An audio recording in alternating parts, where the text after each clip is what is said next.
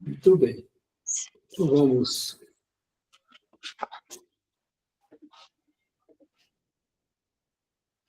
vamos agradecer a Jesus, agradecer a nossa Mãe Santíssima, ao nosso Pai, e a equipe espiritual do nosso time.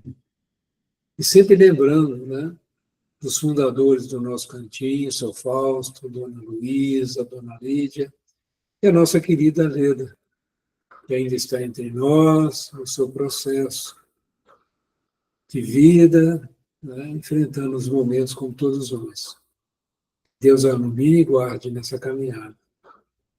E vamos também, sempre nós lembramos, né, com muita gratidão, lá da sala 1, onde nós depositamos tudo aquilo que nós temos de melhor em nossos corações, em sentimentos, em ideias, para que a espiritualidade do nosso cantinho possa contar sempre com esse material magnético, onde ela possa usá-lo para socorrer os nossos irmãos mais necessitados.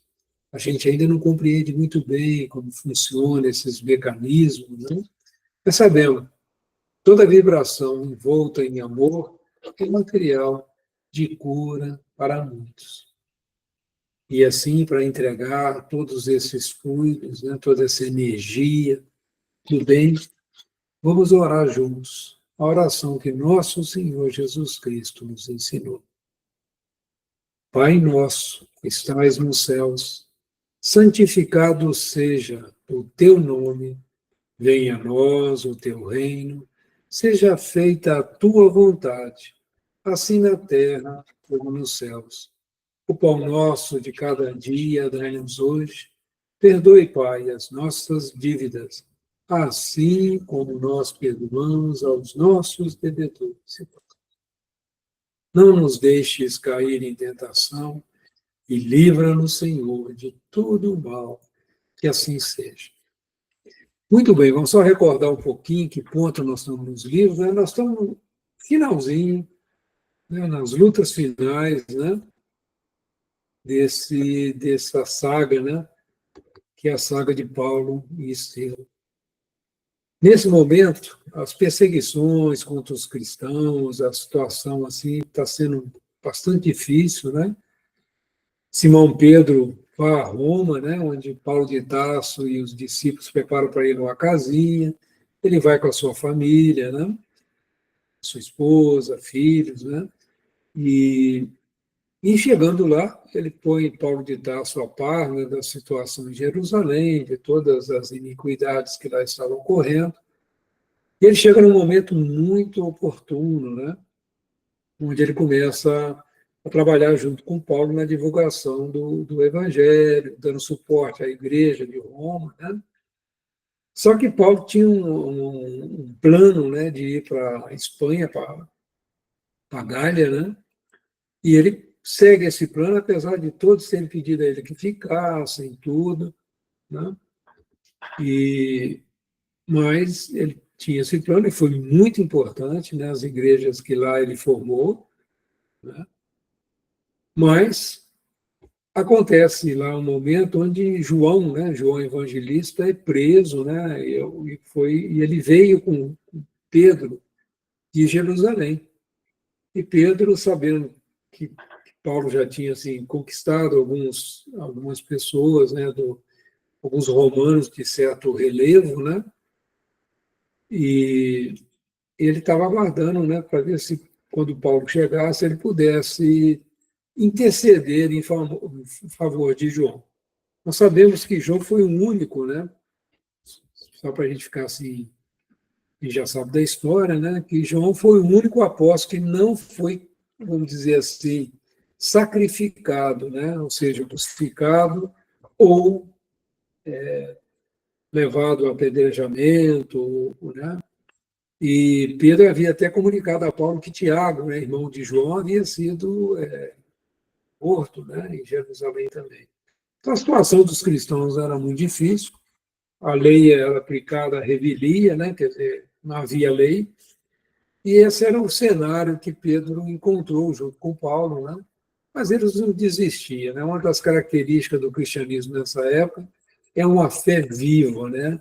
onde o medo não tomava conta daqueles que realmente conheceram e sentiram a presença de Jesus em suas vidas.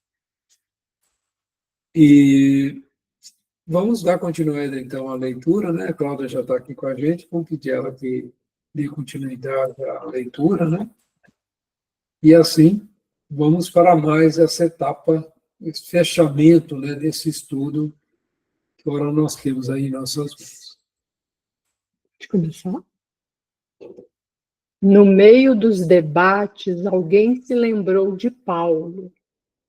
O apóstolo dos gentios dispunha na capital do império de grande número de afeiçoados eminentes. No caso da sua absolvição, a providência partira do círculo dileto de Popéia Sabina. Muitos militares, colaboradores de Afrânios Burros, eram seus admiradores. Acácio Domício, que dispunha de valiosos empenhos junto dos pretorianos, era seu amigo dedicado e incondicional. Ninguém melhor que o ex-tecelão de Tarso poderia incumbir-se da delicada missão de salvar o prisioneiro. Não seria razoável pedir sua ajuda? Comentava-se o caráter urgente da medida, mesmo porque numerosos cristãos morriam todos os dias na prisão do Esquilino, vítimas das queimaduras de azeite fervente. Tigelino e alguns comparsas da administração criminosa distraíam-se com os suplícios das vítimas. O azeite era lançado aos infelizes no poste do martírio. Outras vezes, os prisioneiros maniatados eram mergulhados em grandes barris de água em ebulição. O prefeito dos pretorianos exigia que os correligionários assistissem ao suplício para escarmento geral. Os encarcerados acompanhavam as tristes operações, banhados em pranto silencioso. Verificada a morte da vítima, um soldado se encarregava de lançar as vísceras aos peixes famintos, nos tanques vastos das prisões odiosas. Dada a situação geral apavorante, poder-se-ia contar com a intervenção de Paulo? A Espanha ficava muito distante. Era possível que a sua vinda não aproveitasse ao caso pessoal de João. Pedro, porém, considerou a oportunidade do recurso e advertiu que seguiriam trabalhando a favor do filho de Zebedeu. Nada impedia, porém, de recorrer desde logo para o prestígio de Paulo, ainda porque a situação piorava de instante a instante. Aquele ano de 64 começara com terríveis perspectivas. Não se podia dispensar um homem enérgico e resoluto à frente dos interesses da causa. Dado este parecer do venerando apóstolo de Jerusalém, a Assembleia concordou com a medida aventada. Um irmão que se tornara devotado cooperador de Paulo em Roma foi mandado à Espanha com urgência. Esse emissário era Crescente, que saiu de Ostia com enorme ansiedade, levando a missiva de Simão. O apóstolo dos gentios, depois de muito peregrinar, demorava-se em Tortosa, onde conseguira reunir grande número de colaboradores devotados a Jesus. Suas atividades apostólicas continuavam ativas, conquanto atenuadas em virtude do cansaço físico. O movimento das epístolas diminuíra, mas não se interrompera de todo. Atendendo à necessidade das igrejas do Oriente, Timóteo partira da Espanha para a Ásia, carregado de cartas e recomendações amigas. Em torno do apóstolo, agrupara-se novo contingente de cooperadores diligentes. Em todos os recantos, Paulo de Tarso ensinava o trabalho e a renúncia, a paz da consciência e o culto do bem. Quando planejava novas viagens na companhia de Lucas, eis que surge em Tortosa o mensageiro de Simão. O ex-rabino lê a carta e resolve regressar à cidade imperial imediatamente. Pelas linhas afetuosas do velho amigo, entreviu a gravidade dos acontecimentos. Além disso, João necessitava voltar à Ásia. Não ignorava a influência benéfica que ele exercia em Jerusalém. Em Éfeso, onde a igreja se compunha de elementos judaicos e gentios, o filho de Zebedeu fora sempre um vulto nobre e exemplar, indene de espírito sectarista. Paulo de Tarso passou em revista as necessidades do serviço evangélico entre as comunidades orientais e concluiu pela urgência do regresso de João, deliberando intervir no assunto sem perda de tempo. Como de outras vezes, nada valeram as considerações dos amigos no tocante ao problema de sua saúde. O homem enérgico e decidido, apesar dos cabelos brancos, mantinha o mesmo ânimo resoluto, elevado e firme, que o caracterizara na mocidade distante. Favorecido de barcos, nos princípios de maio de 64, não lhe foi difícil retornar ao porto de Hóstia, junto dos companheiros. Simão Pedro recebeu enternecido. Em poucas horas, o convertido de Damasco conhecia a situação intolerável criada em Roma pela ação delituosa de Tigelino. João continuava encarcerado, apesar dos recursos levados aos tribunais. O antigo pescador de Cafarnaum, em significativas confidências, revelava ao companheiro que o coração lhe pressagiava novas dores e testemunhos cruciantes. Um sonho profético anunciava-lhe perseguições e provas ásperas. Numa das últimas noites, contemplaram um quadro singular em que uma cruz de proporções gigantescas parecia envolver com sua sombra toda a família dos discípulos do Senhor. Paulo de Tarso ouviu com interesse, manifestando-se de inteiro acordo com seus pressentimentos. Apesar dos horizontes carregados, deliberaram uma ação conjunta para libertar o filho de Zebedeu. Corria o mês de junho. O ex-rabino desdobrou-se em atividades intensas. Procurou Acácio Domício, solicitando a sua intervenção e valimento. Mais ainda, considerando que as providências morosas poderiam redundar em um fracasso, auxiliado por amigos eminentes, procurou avistar-se com numerosos áulicos da corte imperial, chegando à presença de Popéia Sabina, a fim de rogar seus bons ofícios no caso do filho de Zebedeu. A célebre favorita ouviu-lhe a confidência com enorme surpresa. Aquelas revelações de uma vida eterna, aquela concepção da divindade assustavam-na. Embora inimiga declarada dos cristãos, dada a simpatia que mantinha pelo judaísmo, Popéia impressionou-se com a figura ascética do apóstolo e com os argumentos de reforço ao seu pedido. Sem ocultar sua admiração, prometeu atendê-lo, apontando desde logo as providências imediatas.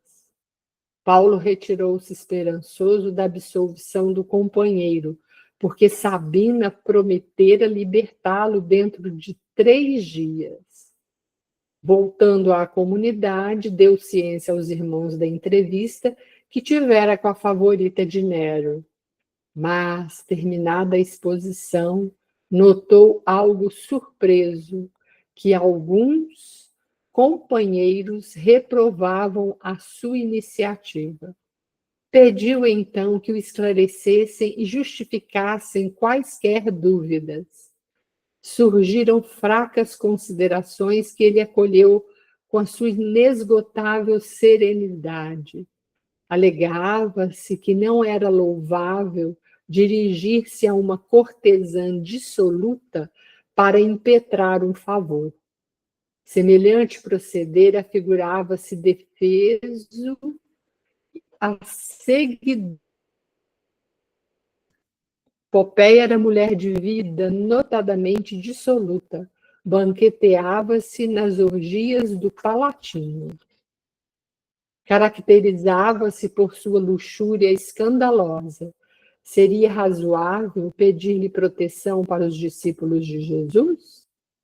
Paulo de Tarso aceitou as mofinas arguições com beatífica paciência e objetou sensatamente: respeito e acato a vossa opinião, mas antes de tudo considero necessário libertar João. Fosse eu o prisioneiro e não haveria de julgar o caso tão urgente e tão grave? Estou velho, alquebrado, e, portanto, melhor me fora, e mais útil, quiçá, meditar na misericórdia de Jesus através das grades do cárcere. Mas João está relativamente moço, é forte e dedicado. O cristianismo da Ásia não pode dispensar-lhe a atividade construtiva, até que outros trabalhadores sejam chamados à semeadura divina. Com referência às vossas dúvidas, porém, cumpre-me aduzir um argumento que requer ponderação. Por que considerais imprópria uma solicitação à Popéia Sabina? Teríeis a mesma ideia se me dirigisse a Tigelino ou ao próprio imperador? Não são eles vítimas da mesma prostituição que estigmatiza as favoritas de sua corte? Se combinasse com o militar embriagado do Palatino as providências imprescindíveis à libertação do companheiro, talvez aplaudisseis meu gesto, sem restrições. Irmãos, é indispensável compreender que a derrocada moral da mulher quase sempre vem da prostituição do homem. Concordo em que Popéia não é a figura mais conveniente ao feito, em virtude das inquietações da sua vida. Entretanto, é a providência que as circunstâncias indicaram e nós precisamos libertar o devotado discípulo do Senhor. Aliás, procurei valer-me de semelhantes recursos, recordando a exortação do Mestre, na qual recomenda ao homem granjear amigos com as riquezas da iniquidade. Aí tem uma nota de rodapé 53. Está no Evangelho de Lucas, né?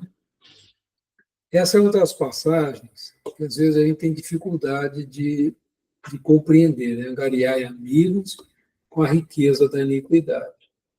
Tem inclusive uma parábola, né?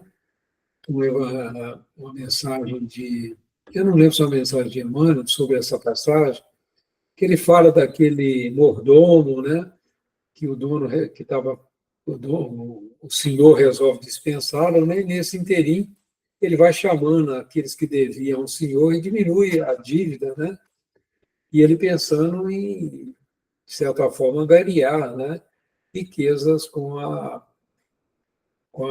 iniquidade, né. Mas eu acho esse exemplo aqui de Paulo muito mais esclarecedor do que eu já havia visto em relação a essa passagem do Evangelho. Porque ele está interferindo, né, a pedido de uma pessoa aparentemente de vida não muito, vamos dizer assim, aprovável, né, mas que o grande objetivo era libertar João, ainda jovem, com bastante responsabilidade, né. Nós sabemos da importância de João junto a Maria, né, junto a Lucas, né, junto às igrejas da Ásia. Você vê assim, angariar amigos com a riqueza da iniquidade, mesmo que a gente tenha uma pessoa que não tem uma vida muito assim aprovável, mas que a gente possa, através dela, ajudar uma pessoa justa, honesta, por que não, né? Eu achei assim muito importante. Outra coisa que eu gostaria de comentar, o que nós precisamos tirar desses exemplos, né, desse momento tão difícil dos cristãos, a importância da fé em nossas vidas. Nós não podemos esquecer nunca, né, nesse momento que nós estamos vivendo, na minha percepção, que nós somos espíritos eternos, temporariamente vestindo a carne. Então, nós precisamos guardar isso muito bem no coração diante das dificuldades da vida.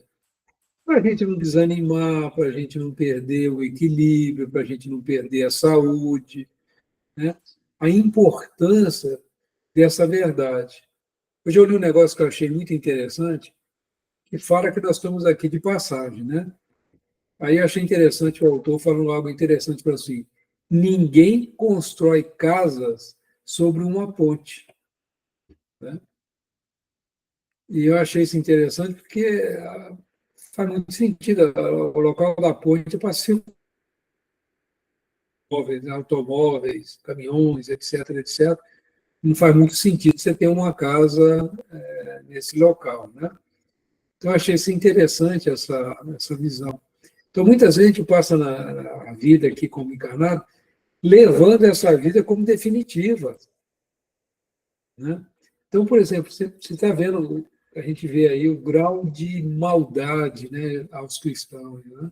Azeite quente, coisa, nem precisamos entrar nesse campo, não é necessário. Você vê a importância da fé. E essa fé desses cristãos, no primeiro momento, é que possibilitaram o evangelho chegar até nós, né? Então, nós temos que prestar muita atenção nessa obra, diante das nossas lutas hoje, que são muito menores, né? Elas são muito mais no campo psicológico, no campo mental, né? No campo espiritual, do que efetivamente no campo material, como ocorreu na época que nós estamos estudando agora, né? No primeiro século, né? No ano 64, 60. Então, é muito interessante. Eu não sei se vocês têm alguma dúvida, queiram fazer alguma consideração antes de nós continuarmos. Tudo tranquilo? Só um comentário, Antônio. Pode Pois ser? não. Ninguém constrói casas sobre as pontes, mas muitos constroem casas sob pontes. Só para uma reflexão. Temos que pensar em quantos irmãos nossos vivem debaixo da ponte, né? Pois é. Então, a ponte pelo menos serve para alguma coisa, né? Além de desligar, né, pontos. Mas vamos lá. Vamos continuar a leitura, então, se mais ninguém tiver um comentário, né? Muito interessante, gente. Agora, uma coisa que o Falquinho falou no último encontro, nós devemos ler essa passagem, mas ficar muito atento à questão evangélica, né? do ensino de Jesus para nos fortalecermos na fé. Muita gente fica vendo o contexto histórico, né? Toda essa questão que ocorreu em Roma, mas o mais importante é o comportamento desses cristãos nesta era. Vamos em frente. Considero que quaisquer relações com o Palatino constituem expressões da fortuna iníqua, mas suponho útil mobilizar os que se conservam mortos no pecado para algum ato de caridade e de fé, pelo qual se desliguem dos laços com o passado delituoso, auxiliados pela intercessão de amigos fiéis. A elucidação do apóstolo espalhou grande calma em todo o recinto. Em poucas palavras, Paulo de Tarso fizera ver aos companheiros transcendentes conclusões de ordem espiritual. A promessa não falhara. Em 3 dias, o filho de Zebedeu era restituído à liberdade. João estava abatidíssimo. Os maus tratos, a contemplação dos quadros terríveis do cárcere, a expectação angustiosa haviam-lhe mergulhado o espírito em perplexidades dolorosas. Tem um ponto aqui que eu acho que é importante, a gente sempre vê assim. A gente às vezes fica imaginando que os discípulos, né, como Pedro, Paulo, João, Tiago, Tomé, e todos eles, não sentiam as coisas, né? Mas eles sofriam, né? Como se nós estivéssemos lá também. Imagina assistir todas essas cenas, né, que o João o Evangelista acabou sendo levado a assistir, né? Tudo que já foi descrito anteriormente. Então, é natural, mas a gente não pode se prender a isso, né? Sempre procurar se ligar a Jesus, elevar o pensamento, não ficar preso a esses quadros, muitas vezes, difíceis. Nós estamos vivendo momentos na humanidade de bastante perplexidade também, mas nós devemos nos libertar da ideia, de libertar do julgamento. Não temos que julgar ninguém, mas separar o joio do trigo, separar aquilo que está correto para os nossos corações, manter nossas mentes tranquilas, né? Estou dando um pouco da minha visão pessoal diante dos quadros, né, desse processo de transição que nós estamos vivendo. Não tão violentos, né, como aquele que lá o planeta estava saindo de mundo primitivo para mundo de provas e expiações. Lembrar disso também, que ele era um processo de transição, né, de mundo primitivo para mundo de provas e expiações, e dentro de 2000 anos nós estamos agora entrando no processo de mundos de prova e expiação para um mundo em processo de regeneração. Mas nesses processos de transição acontece bastante essas sacudadelas, né? Essa interpretação minha, né? Mas é algo para a gente dar uma pensadinha. Vamos em frente, Cláudia? Uhum. Passa a página. Ah, tá. Pedro regozijava-se, mas o ex-rabino, atento à atenção ambiente, sugeriu o regresso do apóstolo Galileu à Ásia, sem perda de tempo. A igreja de Éfeso esperava-o. Jerusalém devia contar com a sua colaboração desinteressada e amiga. João não teve tempo para muitas considerações, porque Paulo, como que possuído de amargos pressentimentos, foi ao porto de Ostia para predispor o seu embarque, aproveitando um navio napolitano prestes a largar para Mileto. Colhido pelas providências e possibilitado de resistir ao resoluto ex-rabino, o filho de Zebedeu embarcou em fins de junho de 64, enquanto os demais amigos permaneceram em Roma para a boa batalha em prol do Evangelho. quanto mais sombrios os horizontes, mais coeso se tornava o grupo dos irmãos na fé em Cristo Jesus. Multiplicavam-se as reuniões nos cemitérios distantes e abandonados. Naqueles dias de sofrimentos, as pregações pareciam mais belas. Paulo de Tarso e os cooperadores desdobravam-se em edificações espirituais quando a cidade foi sacudida de súbito por espantoso acontecimento. Na manhã de 16 de julho de 64, irrompeu violento incêndio nas proximidades do Grande Circo, abrangendo toda a região do bairro localizado entre o Célio e o Palatino. O fogo começara em vastos armazéns repletos de material inflamável e propagara-se com rapidez assombrosa. Debalde foram convocados os operários e homens do povo para atenuar-lhe a violência. Em vão, a turba numerosa e compacta movimentou recursos.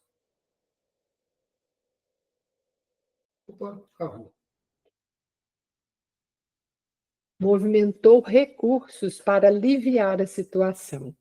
As labaredas subiam sempre, alastrando-se com furor, deixando montões de escombros e ruínas.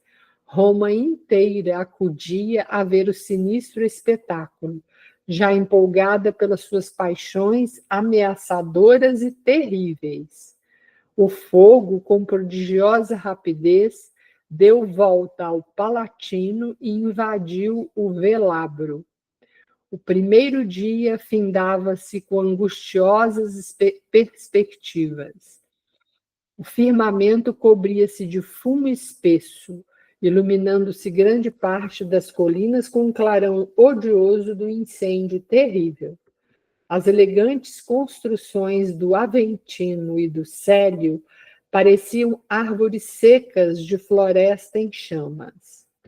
Acentuara-se a desolação das vítimas da enorme catástrofe. Tudo ardia nas adjacências do fórum. Começou o êxodo com infinitas dificuldades. As portas da cidade congestionavam-se de pessoas tomadas de profundo terror. Animais espavoridos corriam ao longo das vias públicas como acossados por perseguidores invisíveis. Prédios antigos de sólida construção ruíam com sinistro estrondo. Todos os habitantes de Roma desejavam distanciar-se da zona comburente. Ninguém mais se atrevia a atacar a fogueira indômita. O segundo dia apresentou-se com o mesmo espetáculo inesquecível. Os populares desistiram de salvar alguma coisa, contentavam-se em poder enterrar os mortos sem conta, encontrados nos locais de possível acesso. Dezenas de pessoas percorriam as ruas engargalhadas de horrível acento. A loucura generalizava-se entre as criaturas mais impressionáveis. Macas improvisadas conduziam feridos sem destino certo. Longas procissões invadiam os santuários para salvar as suntuosas imagens dos deuses. Milhares de mulheres acompanhavam a figura impassível dos numes tutelares em dolorosas súplicas, fazendo votos de penosos sacrifícios em vozes estentóricas. Homens piedosos, no remoinho das multidões estonteadas, as crianças massacradas ou apenas feridas. Toda a zona de acesso à Via Ápia, em direção de Alba Longa, estava entupida entupida de retirantes apressados e desiludidos. Centenas de mães gritavam pelos filhinhos desaparecidos, e não raro tomavam-se providências à pressa para socorrer as que enlouqueciam. A população em peso desejava abandonar a cidade ao mesmo tempo. A situação tornara-se perigosa. A turba amotinada atacava as liteiras dos patrícios. Somente os cavaleiros desassombrados conseguiam romper a mole humana, provocando novas blasfêmias e lamentações.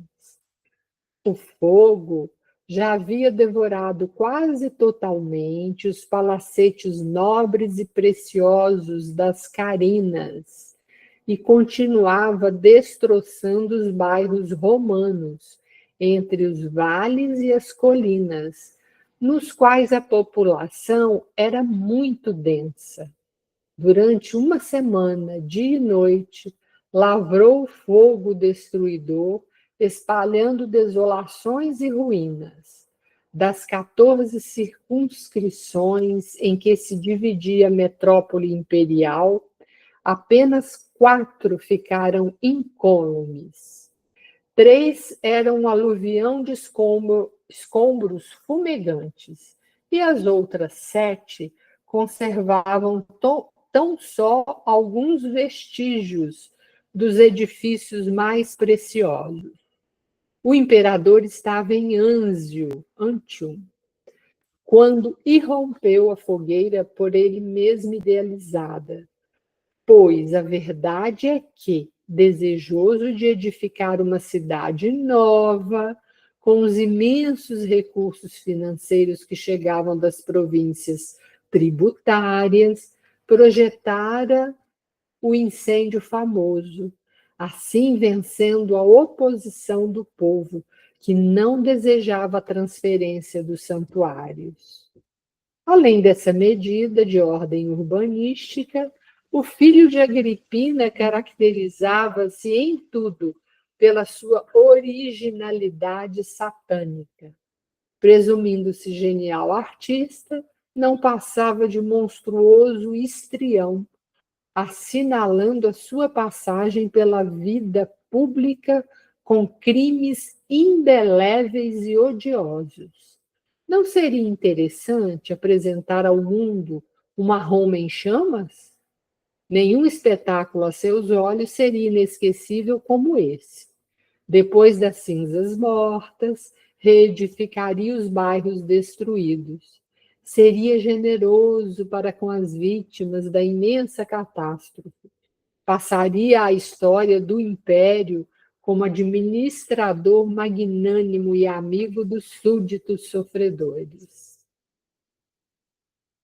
Alimentando tais propósitos, combinou o atentado com os áulicos de sua maior confiança e intimidade, ausentando-se da cidade para não despertar suspeitas no espírito dos políticos mais honestos. Entretanto, não pudera prever ele próprio a extensão da espantosa calamidade. O incêndio tomara proporções indesejáveis. Seus conselheiros menos dignos não puderam pressentir a amplitude do desastre. Arrancado à pressa dos seus prazeres criminosos, o imperador chegou a tempo de observar o último dia de fogo, verificando o caráter da medida odiosa. Dirigindo-se a um dos pontos mais elevados, contemplou o montão de ruínas e sentiu a gravidade da situação. O extermínio da propriedade particular atingira proporções quase infinitas. Não se pudera prever tão dolorosas consequências. Reconhecendo a irritação justa do povo, Nero procurou falar em público, esboçando algumas lágrimas na sua profunda capacidade de dissimulação. Prometeu auxiliar a restauração das casas particulares, declarou que compartilhava do sofrimento geral e que Roma se levantaria novamente sobre os escombros fumegantes, mais imponente e mais bela. Imensa multidão ouvia-lhe a palavra, atenta aos seus mínimos gestos.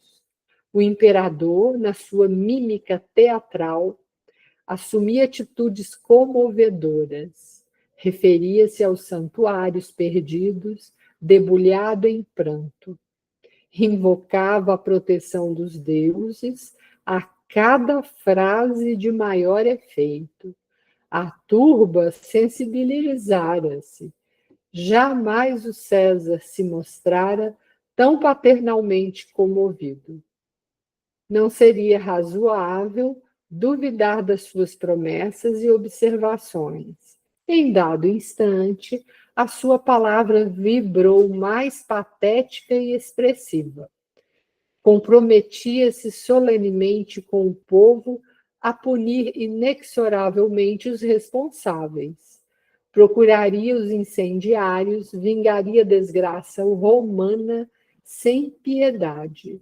Rogava mesmo a todos os habitantes da cidade cooperassem com ele, procurando e denunciando os culpados.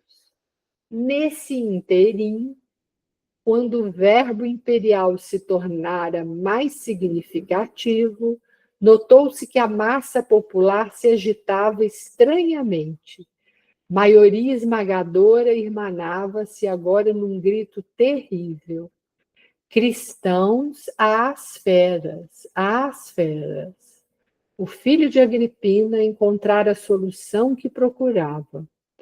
Ele que procurava em vão, no espírito superexcitado, as novas vítimas das suas maquinações execrandas, às quais pudesse atribuir a culpa dos sucessos lamentáveis, viu no brado ameaçador da turba uma resposta às próprias cogitações sinistras.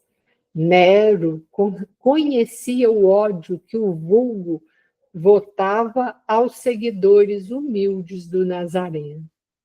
Os discípulos do Evangelho mantinham-se alheios e superiores aos costumes dissolutos e brutais da época.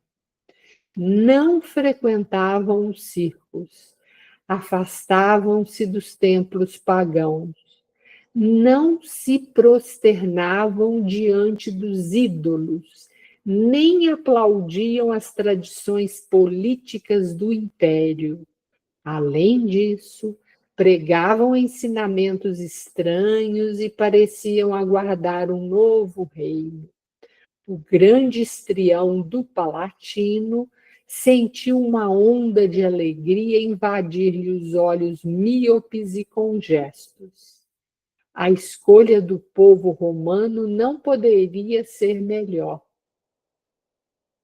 Os cristãos deviam ser mesmo os criminosos. Sobre eles deveria cair o gládio vingador. Trocou um olhar inteligente com Tigelino, como a exprimir que haviam apanhado ao acaso a solução imprevista e logo afirmou à massa enfurecida que tomaria providências imediatas para reprimir os abusos e castigar os culpados da catástrofe. Finalmente, que o incêndio seria considerado crime de lesa majestade e sacrilégio, para que os castigos também fossem excepcionais. O povo aplaudia freneticamente, antegozando as sensações do circo, com esgares de feras e cânticos de martírios. A nefanda acusação pesou sobre os discípulos de Jesus como fardo hediondo. As primeiras prisões realizaram-se como flagelo maldito. Numerosas famílias refugiaram-se nos cemitérios e nos arredores da cidade meio destruída, receosos dos algozes implacáveis. Praticava-se toda espécie de abusos. Jovens, indefesas, eram entregues nos cárceres ao instinto feroz de soldados sem entranhas. Anciães respeitáveis conduzidos à enxovia sob algemas e pancadas. Os filhos arrancados do colo maternal, entre lágrimas e apelos comovedores. Tempestade sinistra caíra sobre os seguidores do crucificado, que se submetiam a punições injustas, de olhos postos no céu.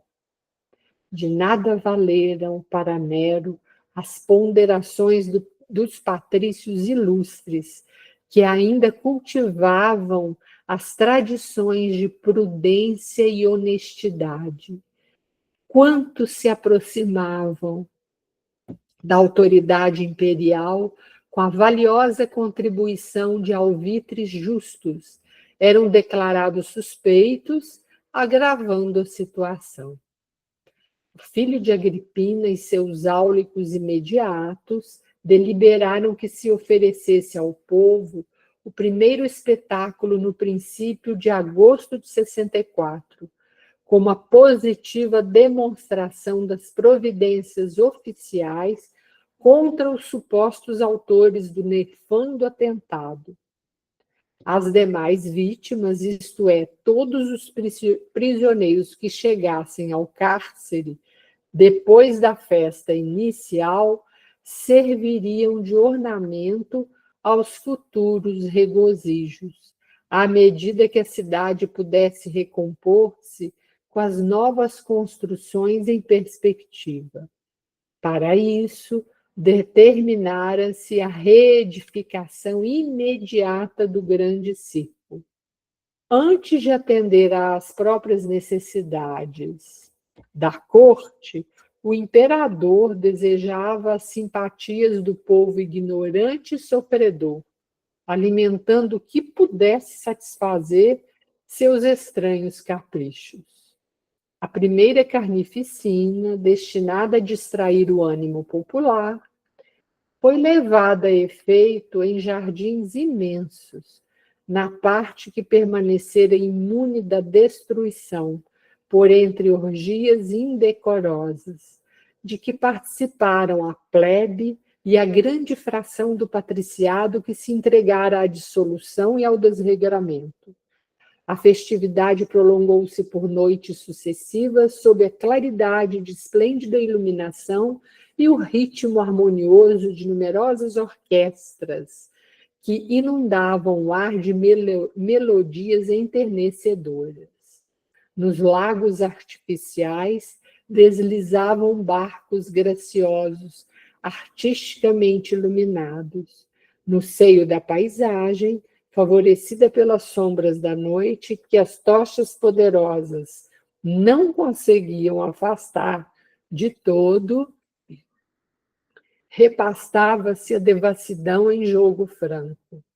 Ao lado das expressões festivas, enfileiravam-se do martírio dos pobres condenados. Os cristãos eram entregues ao povo para o castigo que ele julgasse mais justo. Para isso, com intervalos regulares, os jardins estavam cheios de cruzes, de postes, de açoites e numerosos instrumentos, outros de flagelação. Havia guardas imperiais para auxiliarem as atividades punitivas.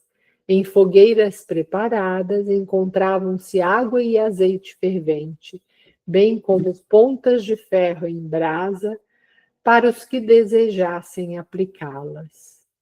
Os gemidos e soluços dos desgraçados casavam-se ironicamente com as notas harmoniosas dos alaúdes. Uns expiravam entre lágrimas e preces. Aos apupos do povo, outros entregavam-se estoicamente ao martírio, contemplando o céu alto e estrelado. A linguagem mais forte será pobre para traduzir as dores imensas da grei cristã naqueles dias angustiosos. Não obstante os tormentos inenarráveis, os seguidores fiéis de Jesus revelaram o poder da fé àquela sociedade perversa e decadente, afrontando as torturas que lhes cabiam.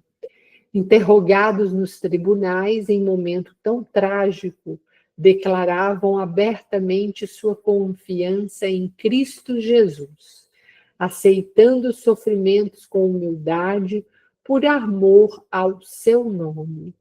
Aquele heroísmo parecia acirrar ainda mais os ânimos da multidão animalizada.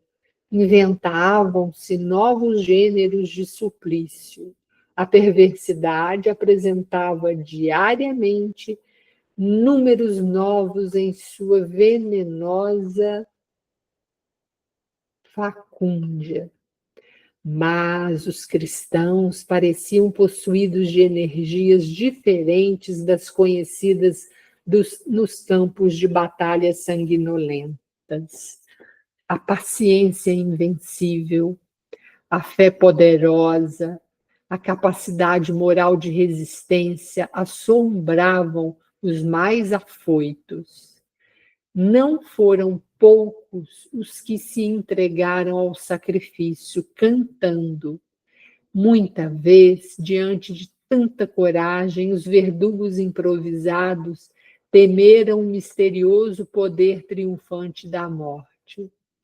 Terminada a chacina de agosto, com um grande entusiasmo popular, continuou a perseguição sem tréguas, para que não faltasse o contingente de vítimas nos espetáculos periódicos oferecidos ao povo em regozijo pela reconstrução da cidade. Diante das torturas e da carnificina, o coração de Paulo de Tarso sangrava de dor. A tormenta operava confusão em todos os setores. Os cristãos do Oriente, em sua maioria, trabalhavam por desertar do campo da luta, forçados por circunstâncias imperiosas da vida particular. O velho apóstolo, entretanto, unindo-se a Pedro, reprovava essa atitude. À exceção de Lucas, todos os cooperadores diretos, conhecidos desde a Ásia, haviam regressado. O ex-tecelão, todavia, fazendo causa comum com os desamparados, fez questão de assisti-los no transe inaudito. As igrejas domésticas estavam silenciosas, fechados os grandes salões alugados na suburra para as pregações da doutrina. Restava aos seguidores do Mestre apenas um meio de se entreverem e se reconfortarem na prece e nas lágrimas comuns, as reuniões nas catacumbas abandonadas. E a verdade é que não poupavam sacrifícios para correr a esses lugares tristes e ermos. Era nesses cemitérios esquecidos que encontravam um conforto fraternal para o momento trágico que os visitava. Ali oravam, comentavam as luminosas lições do Mestre e auriam novas forças para os testemunhos impendentes. Interessante fazer uma reflexão, né? Essa energia, né, que esses cristãos se uniam, né? Porque essa é a fé que todos nós, né, na minha percepção, devemos buscar a plena confiança na vontade de Deus, mesmo diante de todas as dificuldades, né, que a vida nos oferece. Hoje a natureza do sacrifício que nos é pedido, ele é muito mais de ordem moral, né, de ordem mental, a gente não se deixar levar pelo pessimismo, né, pelas ideias materialistas que hoje rondam o mundo, né?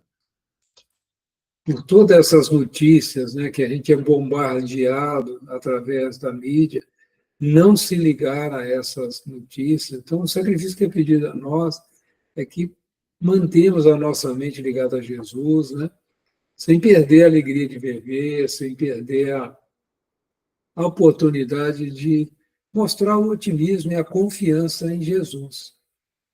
Então, acho que eu imagino que hoje nos é pedido isso, né? Porque, como a gente lê no Evangelho segundo o Espiritismo, a característica da nossa humanidade atual é indiferença moral. E a gente sabe que indiferença é o oposto de amor. Então, indiferença daqueles que estão abandonados, dos velhos, das crianças, das condições que ocorrem, tudo. Por isso que o Espiritismo tem esse norte, né? Fora da caridade, não há salvação. Agora, você vê o exemplo, né? E imagina o tanto que tocou o coração daqueles que se deixavam levar por essas operações, né, que nós lemos aqui, né? Esses martírios, né, sendo causador desses martírios a um povo inocente, né? A gente sabe. Interessante que eu tive notícia uma vez de que Nero, né, depois de muitas reencarnações difíceis, ele reencarna no Brasil. Ele veio como um médium de cura, e ele curava como, né? Segundo a notícia que eu tive, ele curava tocando um instrumento musical. Então, ele cantava, tocava esse instrumento, e com esse processo ele curava as pessoas. Então, a gente vê assim a misericórdia divina, mesmo com uma pessoa que praticou algo como este, né, que nós lemos aqui no livro, não cabe a gente nenhum parâmetro de julgamento, né? E quem de nós aí não passou por situações também no passado, aí, talvez terríveis, né? Mas a gente tem que guardar no coração que Deus é, acima de tudo, né? Amor e misericórdia. E nós vivemos aqui hoje, a maioria de nós, pela misericórdia divina e não pela lei. Se a lei fosse aplicada, a nossa situação seria muito, muito mais difícil, né? E que a gente seja também misericordioso com todos aqueles que convivem com a gente, né? Não se deixando levar pelo pessimismo quando surgir uma dificuldade material, uma dificuldade física, uma doença, que a gente traga no olhar e exemplifique, né, a plena confiança em Deus, a plena confiança em Jesus, nesses momentos que nós vamos viver. Nós estamos passando por esse processo, né, de transição, como ocorreu nessa época de Jesus, né? Lá foi a transição, como havia, na minha percepção, de mundo primitivo para mundo de provas e expiações, e agora nós estamos passando uma, vamos dizer assim, mais leve, né, que é de mundo de provas e expiações para mundo de regeneração. Mas vai ter, né, nós já passamos pela pandemia, que não foi muito simples, e provavelmente a gente vai passar por outros abalos, né, para acelerar o processo de transição, né? Essas são algumas notícias que a gente foi tendo da espiritualidade, né? Mas que a gente guarde esses exemplos, não os quadros terríveis que é apresentado aqui, mas o quadro da fé, da luz, né? Desses que iam, inclusive, cantando. Você imagina sempre um processo de sacrifício desse, tendo ainda força para cantar. Isso assombrou aqueles espíritos que ali estavam praticando, ainda completamente ignorantes do bem, né? Completamente ignorantes do amor, tocar esses corações, que todos nós trazemos em nossos corações a centelha do amor. E essa exemplificação foi necessária e forte naquela época para tocar esses corações ainda tão brutos, né? Tão ainda primitivos na questão do amor, tão ligados ao mundo primitivo ainda, né? Muito mais próximos dos animais, das feras, né, do que ao homem, né? No sentido que Jesus nos ensinou. Então, vamos parar por aqui, né? E a gente volta no finalzinho na próxima semana, acredito que talvez a gente termine essa leitura, e a partir daí a gente começa a estudar as cartas de Paulo, né? Começa a estudar realmente o Evangelho, como nós combinamos aí na vez passada. Então, já estou preparando o material para a gente estudar os comentários de Emmanuel sobre as passagens da carta de Paulo, né? Se ninguém tiver nenhuma pergunta, nenhum comentário, vou fazer a oração de encerramento e passar para o próximo estudo.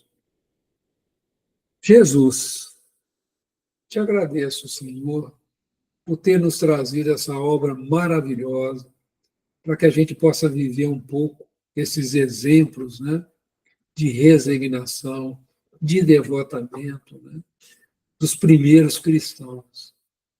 Demonstraram, mesmo no próprio sofrimento material, no próprio sofrimento na carne, uma fé indescritível, que a gente possa beber desses exemplos e trazer para os nossos corações. Obrigado, Senhor. Pai nosso que estais nos céus, santificado seja o teu nome, venha a nós o teu reino, seja feita a tua vontade, assim na terra como nos céus.